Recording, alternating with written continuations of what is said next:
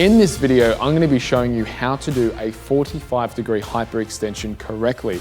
So first thing off is we want to make sure that we've got the setup correctly. So we're just going to get into a setup, and what you really want is to see the hips. So she's just going to have to do a rep for me. So she's going to come down. So we possibly want this. No, that's a good position there. So the way you I suppose decide if it's a good position is as the person comes down, you want to make sure they can pivot completely from the hips. So that's perfect there. Like if Wen just hops off for a second, just so I can demonstrate this to camera, if I pull this up even just one higher, you'll see how the machine is now getting in the way of her hips and she's not able to move as freely. So we want that to be just one down, because if you think of it like if you were to do this, right, there's a gap, I suppose, or a pivot line in the hips, and that's where you want to be moving from. So when Wen gets into position, you can see that there, that's perfect. So some key things with this exercise is going to set you up for hip extension, which is very, very important in deadlifting or really any movement and developing the hips. So some key things is we're going to be stretching the hamstrings when we do this, and we want to make sure we have the spine nice and tight. So as she moves, she's moving her hips up into the roof. So one of the cues that I like a lot of the time is I want you to stick your bum up to the roof as you do this. Now that cue, what it's going to do, it's going to elongate her hamstring. So she's pulling her hips back and up, back and up, back and up. There, perfect like that. So then with her spine, I want everything nice and tight. So everything's nice and tight, perfect there, and up. And actually, in actual fact, what we might do, when just relax for a sec, hop off, is we might actually even put it one lower, because now when she's doing that, this is actually now getting in the way. She's not stretching as much as she could be, so this needs to be one lower. So you'll see that there. See, this is the line now, and as she stretches, she's actually able with her flexibility to go even a little bit lower. So what she did then was she relaxed her back. So we don't want reps like that. We want everything nice and tight. This needs to be tight, tight, tight, tight, and back up. And what I'll get people to do is flex their bum at the top. And always you want a little bit of a pause or a hold. So as she comes up, holds.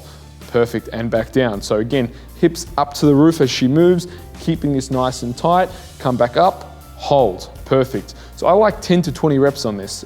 Again, in training the lower back, one of the most key components of the lower back is strength endurance, not maximal relative strength. So meaning reps is good for the lower back, because its function most of the time is stability, because there's rotational forces and a whole bunch of things that the lower back has to stabilize, and is used as a stabilizer.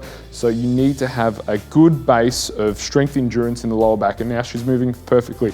Another thing you want to keep in mind is always flex the quads. The quads should be nice and flexed, and again, when you're at the top, if someone was to come and tap you, the glutes should be nice and locked and nice and hard.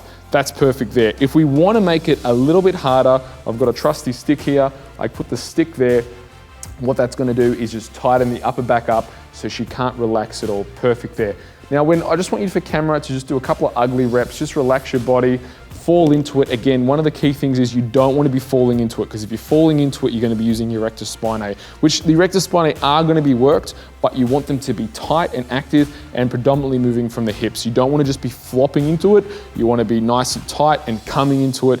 Perfect, just like that. That's perfect there. And the other thing is watch the neck. So when people come up a lot of the time is they jam up their neck like so. You don't want to do that. You want to make sure the neck is always neutral, and there's a straight line from the neck to the hips, and the spine is neutral. So really make sure that the neck as well is always neutral. There's no jamming up of the neck or anything like this. So the whole movement is done nice, safely and soundly. And a good hyperextension should allow you and move you into, in terms of movement patterns, same movement pattern as the stiff-legged deadlift, and will help you on a normal deadlift in many regards, because again, it's hip extension. You want to make sure this is training you to keep your hips up high, and it's the same thing when you're stiff-legged deadlifting, your hips should be high. So use this as a regression movement pattern to your stiff-legged deadlifts. So I hope this video helps. If you want more great videos like this one, which basically punch you in the face with information of how to do exercises correctly, ensure that you subscribe to us on YouTube.